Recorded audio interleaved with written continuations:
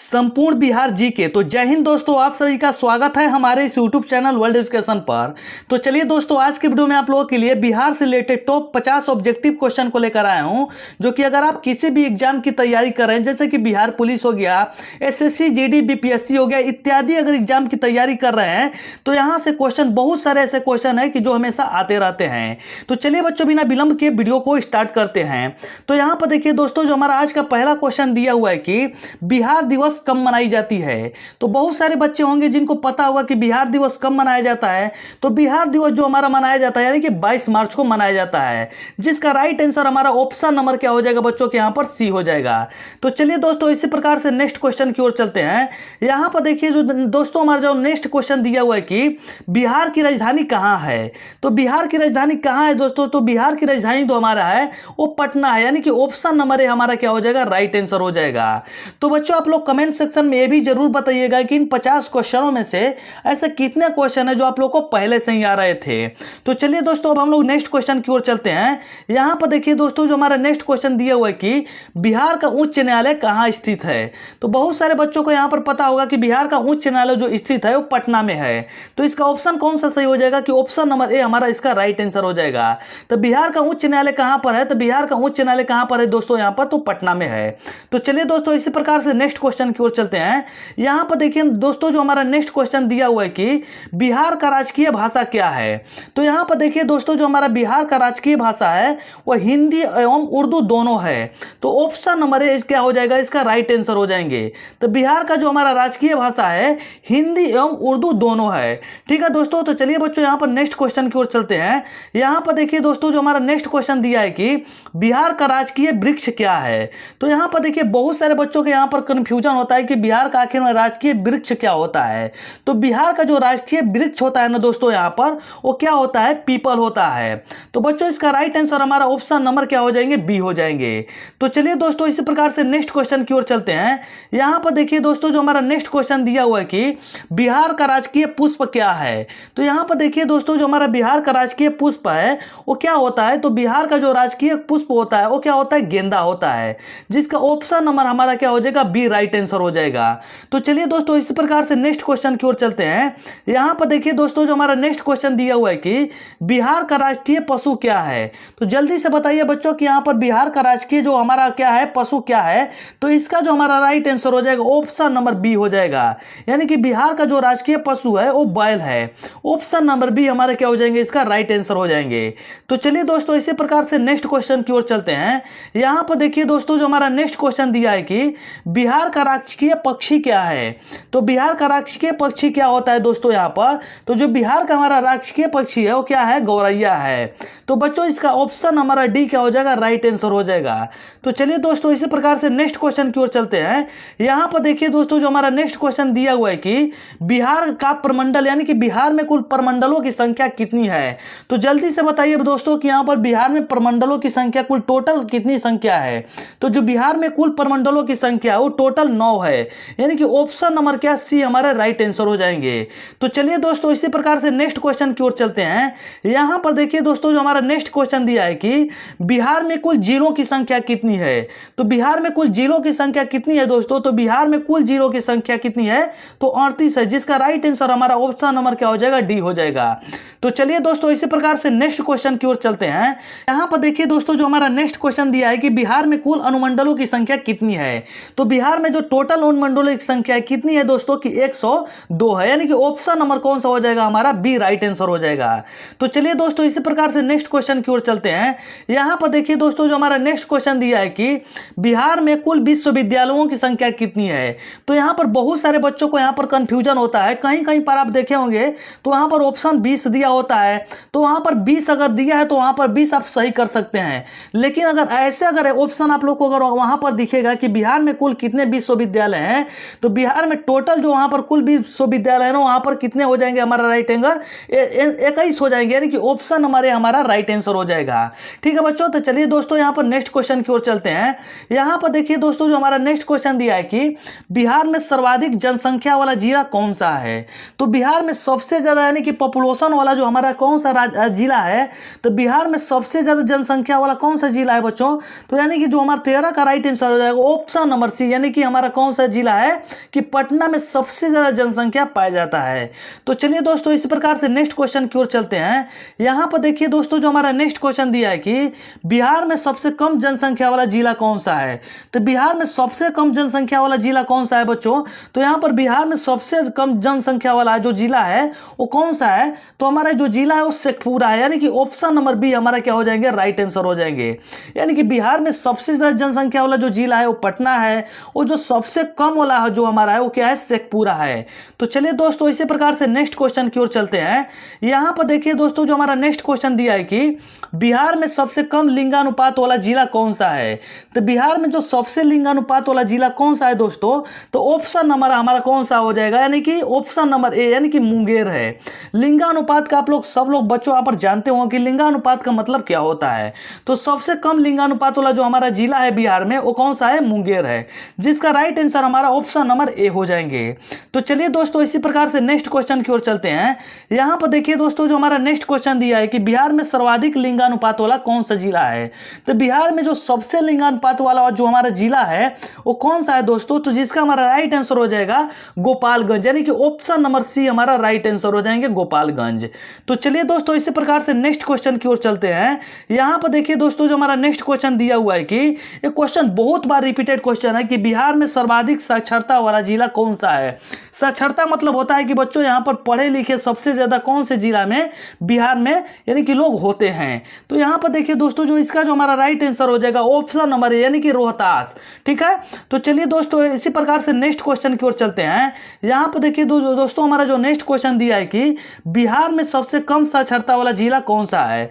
तो बिहार में सबसे कम पढ़े लिखे कौन से जिला में लोग रहते हैं, यानी कि कौन से जिला में पाए जाते हैं लोग, तो जो हमारा राइट आंसर हो जाएगा ऑप्शन नंबर कौन सा हो जाएगा बच्चों, तो यानी कि पूर्णिया के लोग सबसे कम पढ़े लिखे पाए जाते हैं। तो चलिए दोस्तों इसी प्रकार से नेक्स्ट क्वेश्चन की ओर चलते हैं। यहाँ पर देखिए दोस्तों जो हमारा नेक्स्ट क्वेश्चन दिया है कि बिहार में सर्वाधिक वर्षा वाला जिला कौन सा है। तो बिहार में सबसे ज्यादा बारिश कहां पर होती है, तो इसका जो हमारा राइट आंसर हो जाएगा बच्चों हमारा कहां पर होता है सबसे ज्यादा बारिश बिहार में, तो किशनगंज में सबसे ज्यादा यहां पर बारिश होता है, यानी कि ऑप्शन नंबर ए हमारा राइट आंसर हो जाएगा। तो चलिए दोस्तों इसी प्रकार से नेक्स्ट क्वेश्चन की ओर चलते हैं। यहां पर देखिए दोस्तों जो हमारा नेक्स्ट क्वेश्चन दिया है कि बिहार में सबसे कम वर्षा वाला जिला कौन सा है। तो बिहार में सबसे कम बारिश कहां पर होता है दोस्तों, तो बिहार में जो सबसे कम बारिश होता है कौन से जिला में होता है, तो हमारा औरंगाबाद, यानी कि ऑप्शन नंबर बी इसका हमारा राइट आंसर हो जाएंगे। तो चलिए दोस्तों इसी प्रकार से नेक्स्ट क्वेश्चन की ओर चलते हैं। यहां पर देखिए दोस्तों जो हमारा नेक्स्ट क्वेश्चन दिया है कि बिहार में सबसे ठंडा वाला जिला कौन सा है, यानी कि सबसे ठंडा वाला जिला कौन सा है बिहार में दोस्तों, तो हमारा ऑप्शन नंबर कौन सा हो जाएगा, सी राइट आंसर हो जाएंगे, यानी कि ऑप्शन नंबर हमारा क्या हो जाएगा, सी हो जाएगा। सबसे ठंडा जो हमारा जिला है बिहार में वो गया है। तो चलिए दोस्तों इस प्रकार से नेक्स्ट क्वेश्चन की ओर चलते हैं। यहां पर देखिए दोस्तों जो हमारा नेक्स्ट क्वेश्चन दिया है कि बिहार में सबसे बड़ा नगर कौन सा है। तो बिहार में सबसे बड़ा नगर कौन सा है दोस्तों, तो बिहार में सबसे जो बड़ा नगर है वो हमारा कौन सा है, पटना, यानी कि ऑप्शन नंबर डी हमारा राइट आंसर हो जाएंगे। तो चलिए दोस्तों इसी प्रकार से नेक्स्ट क्वेश्चन की ओर चलते हैं। यहां पर देखिए दोस्तों जो हमारा नेक्स्ट क्वेश्चन दिया है कि मूल रूप से बिहार शब्द का अर्थ क्या है। तो मूल रूप से बिहार शब्द का अर्थ जो होता है बच्चों ने यहाँ पर वो बौद्ध मठ होता है। क्या होता है यहाँ पर कि बौद्ध मठ होता है, यानी कि ऑप्शन नंबर ए क्या हो जाएंगे हमारा राइट आंसर हो जाएंगे। तो बौद्ध मठ है यहाँ पर आप लोगों को पता होगा बच्चों। तो चलिए बच्चों इस प्रकार से नेक्स्ट क्वेश्चन की ओर चलते हैं। यहाँ पर देखिए दोस्तों जो हमारा नेक्स्ट क्वेश्चन दिया है कि बिहार में नमक सत्याग्रह आरंभ कब हुआ था। तो यहाँ पर देखिए दोस्तों जो बिहार में नमक सत्याग्रह जो आरंभ हुआ था वो 15 अप्रैल 1930 ईस्वी में हुआ था, यानी कि ऑप्शन नंबर सी क्या हो जाएंगे इसका हमारा राइट आंसर हो जाएंगे। तो चलिए दोस्तों इस प्रकार से नेक्स्ट क्वेश्चन की ओर चलते हैं। यहाँ पर देखिए दोस्तों जो हमारा नेक्स्ट क्वेश्चन दिया हुआ है कि बिहार का पृथक प्रांत के रूप में गठन की मांग प्रस्तुत कब की गई थी। तो यहाँ पर देखिए बच्चों जो हमारा इसका राइट आंसर हो जाएगा कौन सा हो जाएगा बच्चों यहाँ पर, तो ऑप्शन नंबर क्या हो जाएगा इसका राइट आंसर, तो ऑप्शन नंबर बी हो जाएगा 1906 ईस्वी में इसकी आरंभ की गई थी। ठीक है बच्चों, तो चलिए दोस्तों इस प्रकार से नेक्स्ट क्वेश्चन की ओर चलते हैं। यहाँ पर देखिए दोस्तों जो हमारा नेक्स्ट क्वेश्चन दिया है कि बिहार का मुगल साम्राज्य के प्रांत के रूप में गठन कब हुआ था। तो मुगल साम्राज्य का बिहार में गठन कब हुआ था दोस्तों? तो इसका जो हमारा राइट आंसर हो जाएगा ऑप्शन नंबर सी, यानी कि 1580 ईस्वी में इसका गठन किया गया था बिहार में। तो चलिए दोस्तों इसी प्रकार से नेक्स्ट क्वेश्चन की ओर चलते हैं। यहाँ पर देखिए दोस्तों जो हमारा नेक्स्ट क्वेश्चन दिया है कि बिहार में विधानसभा में वर्तमान में सीटों की संख्या कुल टोटल कितनी संख्या है? तो बिहार में कुल टोटल कितने विधानसभा की सीटें हैं? तो आप लोग को बहुत सारे बच्चों के पता होगा कि यहाँ पर 243 टोटल सीटें हैं, यानी कि ऑप्शन नंबर बी क्या हो जाएंगे, इसके हमारे राइट आंसर हो जाएंगे। तो चलिए दोस्तों इसी प्रकार से नेक्स्ट क्वेश्चन की ओर चलते हैं। यहाँ पर देखिए दोस्तों जो हमारा नेक्स्ट क्वेश्चन दिया है कि बिहार में कुल लोकसभा की कितने सीटें हैं? तो बिहार में टोटल जो लोकसभा की सीटें हैं ना दोस्तों, वो कुल कितने सीटें हैं? तो यानी कि 40 टोटल सीटें हैं लोकसभा की, और विधानसभा की 243 सीटें हैं, यानी कि ऑप्शन नंबर जो हमारा विधानसभा की टोटल सीटों की संख्या है बिहार में वो कितनी है दोस्तों यहाँ पर कि 40 हैं। तो चलिए दोस्तों इसी प्रकार से नेक्स्ट क्वेश्चन की ओर चलते हैं। यहाँ पर देखिए दोस्तों जो हमारा नेक्स्ट क्वेश्चन दिया हुआ है कि पटना उच्च न्यायालय की स्थापना कब हुई थी? मोस्ट इंपोर्टेंट क्वेश्चन है दोस्तों कि बहुत बार क्वेश्चन पूछा गया है कि पटना के उच्च न्यायालय की स्थापना कब की गई थी। तो कब की गई थी दोस्तों? तो इसका जो स्थापना हुआ था 1916 ईस्वी में हुआ था, यानी कि ऑप्शन नंबर ए हमारा इसका राइट आंसर हो जाएगा। तो चलिए दोस्तों इसी प्रकार से नेक्स्ट क्वेश्चन की ओर चलते हैं। यहाँ पर देखिए दोस्तों जो हमारा नेक्स्ट क्वेश्चन दिया है कि बिहार में राज्यसभा की सीटें कितनी है? तो बिहार में टोटल जो राज्यसभा की सीटें हैं वो 16 है, यानी कि ऑप्शन नंबर हमारे क्या हो जाएंगे, डी इसका राइट आंसर हो जाएंगे। तो बिहार में कुल राज्यसभा की कितनी सीटें हैं बच्चों यहाँ पर? तो 16 टोटल सीटें हैं। तो चलिए दोस्तों इसी प्रकार से नेक्स्ट क्वेश्चन की ओर चलते हैं। यहाँ पर देखिए दोस्तों जो हमारा नेक्स्ट क्वेश्चन दिया है कि झारखंड बिहार से कब अलग हुआ था? यानी कि पृथक का मतलब होता है दोस्तों यहाँ पर कि बिहार जो हमारा झारखंड जो बिहार से कब अलग हुआ था। तो यानी कि कब हुआ था दोस्तों? तो इसका जो हमारा राइट आंसर हो जाएगा ऑप्शन नंबर ए, यानी कि 15 नवंबर 2000 को यानी कि अलग हो गया था झारखंड बिहार से। तो चलिए दोस्तों इसी प्रकार से नेक्स्ट क्वेश्चन की ओर चलते हैं। यहां पर देखिए दोस्तों जो हमारा नेक्स्ट क्वेश्चन दिया है कि बिहार और उड़ीसा का विभाजन कब हुआ था? यानी कि बिहार और उड़ीसा का जब विभाजन यानी कि बंटवारा कब हुआ था? यानी कि जो डेट था दोस्तों हमारा वो 1936 था, यानी कि ऑप्शन नंबर बी इसका राइट आंसर हो जाएगा। यानी कि उड़ीसा और बिहार का जो विभाजन हुआ था 1936 ईस्वी में हुआ था। तो चलिए दोस्तों इसी प्रकार से नेक्स्ट क्वेश्चन की ओर चलते हैं। यहां पर देखिए दोस्तों जो हमारा नेक्स्ट क्वेश्चन दिया है कि बिहार सोशलिस्ट पार्टी के संस्थापक कौन थे? तो बिहार सोशलिस्ट पार्टी के जो संस्थापक थे ना दोस्तों वो कौन किए थे? तो आप लोग सभी दोस्तों को यहां पर पता होगा कि इसकी स्थापना ना जयप्रकाश नारायण ने किया था, यानी कि ऑप्शन नंबर ए हमारा क्या हो जाएंगे, राइट आंसर हो जाएंगे। तो चलिए दोस्तों इसी प्रकार से नेक्स्ट क्वेश्चन की ओर चलते हैं। यहां पर देखिए दोस्तों जो हमारा नेक्स्ट क्वेश्चन दिया हुआ है कि बिहार के प्रमुख यानी कि समाचार पत्र बिहार के संपादक कौन थे? यानी कि बिहार के प्रमुख जो समाचार पत्र था बिहारी के इसके जो संपादक कौन थे, यानी कि उस समय में कौन थे? तो यहां पर देखिए दोस्तों जो हमारा यानी कि 34 का राइट आंसर हो जाएगा, यानी कि ऑप्शन नंबर सी हो जाएगा। क्या दिया है यहां पर, बाबू महेश्वर प्रसाद, यानी कि ऑप्शन नंबर सी इसका हमारा राइट आंसर हो जाएगा। तो चलिए दोस्तों इसी प्रकार से नेक्स्ट क्वेश्चन की ओर चलते हैं। यहां पर देखिए दोस्तों जो हमारा नेक्स्ट क्वेश्चन दिया है कि बिहार में किस स्थान पर भारतीय राष्ट्रीय कांग्रेस का 1922 में अधिवेशन हुआ था? तो यहां पर देखिए दोस्तों जो हमारा ये जगह कौन सा था? तो आप यहां पर आप लोग सभी बच्चों को यहां पर पता होगा कि बिहार में किस स्थान पर भारतीय राष्ट्रीय कांग्रेस पार्टी का जब 1922 में अधिवेशन हुआ था तो वो जगह कौन सा था? तो कौन सा जगह था बच्चों? तो यानी कि वो हमारा जो जगह था ना वो गया था। इस क्वेश्चन को आप लोग अच्छे से याद कर लीजिएगा कि कांग्रेस ने जब वहां पर अधिवेशन जब किया था 1922 में तो कौन सा जगह था? तो यानी वो गया था। ऑप्शन नंबर सी हमारा राइट आंसर हो जाएगा। तो चलिए दोस्तों इसी प्रकार से नेक्स्ट क्वेश्चन की ओर चलते हैं।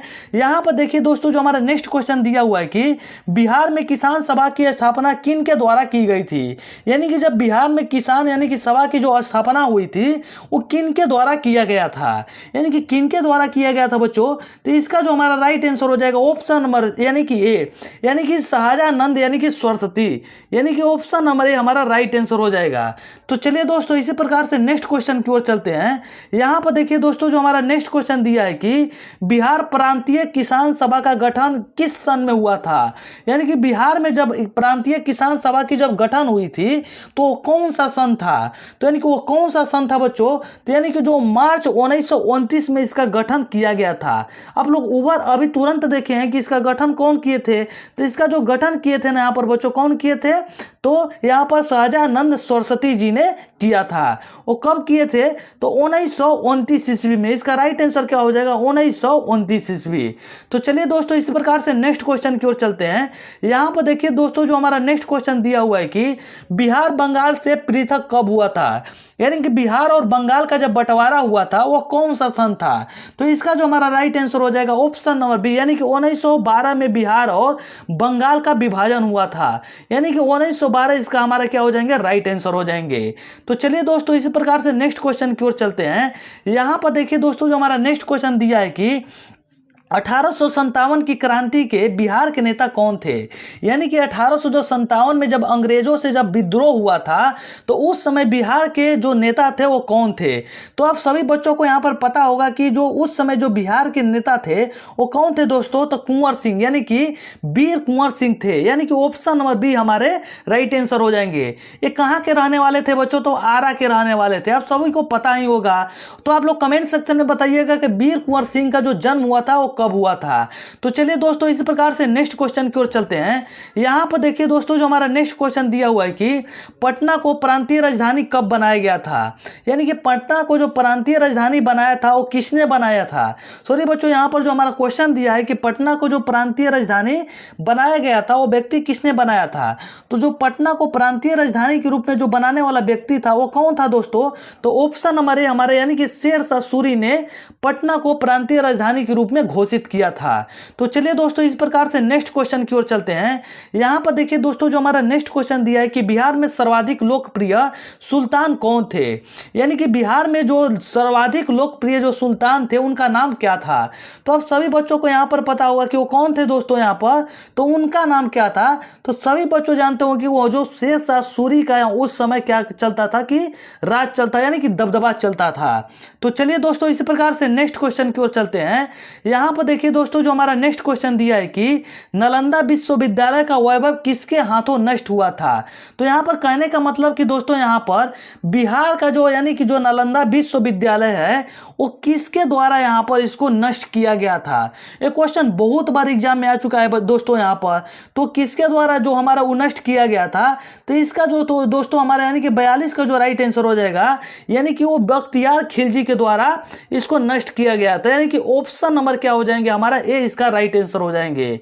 यानी कि नष्ट करने वाला यानी कि इसी के हाथों जो हमारा नालंदा विश्वविद्यालय था दोस्तों इसको नष्ट किया गया था। तो चलिए दोस्तों इसी प्रकार से नेक्स्ट क्वेश्चन की ओर चलते हैं।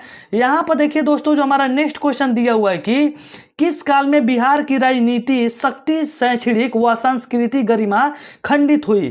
खंडित का मतलब क्या होता है दोस्तों कि यहाँ पर टुकड़ी टुकड़ी हो जाना, ठीक है। तो क्यों किसके राज में हुई थी? तो यानी कि वो किसके राज में हुई थी दोस्तों? तो इसका जो हमारा राइट आंसर हो जाएगा ऑप्शन नंबर सी, यानी कि मध्यकाल में क्या हुआ था? खंडित हुआ था, ठीक है। तो यानी कि कौन से काल में हुआ था? तो मध्यकाल में खंडित हुआ था, ठीक है। तो चलिए दोस्तों इसी प्रकार से नेक्स्ट क्वेश्चन की ओर चलते हैं। यहाँ पर देखिए दोस्तों जो हमारा नेक्स्ट क्वेश्चन दिया है कि किस मुगल शासक ने सर्वप्रथम बिहार को अपने साम्राज्य में मिलाया था? तो इसका जो दोस्तों हमारा राइट आंसर हो जाएगा यानी कि 44 का जो राइट आंसर हो जाएगा ऑप्शन नंबर सी, यानी कि मुगल जो साम्राज्य था जो अपने राज्य में यानी कि अपने साम्राज्य में मिला लिया था वो अकबर था। कौन था दोस्तों यहाँ पर? तो इसका जो हमारा राइट आंसर क्या हो जाएंगे? ऑप्शन नंबर सी, यानी कि अकबर। तो चलिए दोस्तों इस प्रकार से नेक्स्ट क्वेश्चन की ओर चलते हैं। यहां पर देखिए दोस्तों जो हमारा नेक्स्ट क्वेश्चन दिया हुआ है कि पाटलिपुत्र के संस्थापक कौन थे? तो यहाँ पर जो पाटलिपुत्र के संस्थापक कौन थे दोस्तों? तो यहाँ पर जो पाटलिपुत्र के जो संस्थापक थे उदयन थे। कौन थे यहाँ पर दोस्तों? तो ऑप्शन नंबर हमारा ए इसका राइट आंसर हो जाएगा। वो यानी कि उदयन के द्वारा पाटलिपुत्र की स्थापना की गई थी। तो चलिए दोस्तों इस प्रकार से नेक्स्ट क्वेश्चन की ओर चलते हैं। यहाँ पर देखिए दोस्तों जो हमारा नेक्स्ट क्वेश्चन दिया है कि पाटलिपुत्र में स्थित चंद्रगुप्त का महल मुख्यतः बना था। यानी कि पाटलिपुत्र में जो चंद्रगुप्त मौर्य का जो महल बना था वो किस चीज का बना था? तो महल जो बना था ना वो लकड़ी का बना हुआ था। यानी कि ऑप्शन नंबर क्या हो जाएंगे? इसका सी राइट आंसर हो जाएंगे। तो चलिए दोस्तों इस प्रकार से नेक्स्ट क्वेश्चन की ओर चलते हैं। यहां पर देखिए दोस्तों जो हमारा नेक्स्ट क्वेश्चन दिया हुआ है कि पाटलिपुत्र में इनमें से किस शासक ने सर्वप्रथम अपनी राजधानी बनाई थी? यानी कि पाटलिपुत्र में सबसे पहले जो अपना शासक वो कौन था जो अपना राजधानी के रूप में उसको घोषित किया था? तो कौन सा शासक था दोस्तों? तो जो इसका जो हमारा राइट आंसर हो जाएगा ऑप्शन नंबर ए, यानी कि चंद्रगुप्त मौर्य ने अपना पहला सबसे पहले पाटलिपुत्र को यानी कि अपना क्या किया था, राजधानी घोषित किया था। तो चलिए दोस्तों इसी प्रकार से नेक्स्ट क्वेश्चन की ओर चलते हैं। यहाँ पर देखिए दोस्तों जो हमारा नेक्स्ट क्वेश्चन दिया हुआ है कि बिहार में 1857 की क्रांति के नेता वीर कुंवर सिंह का देहांत कब हुआ था।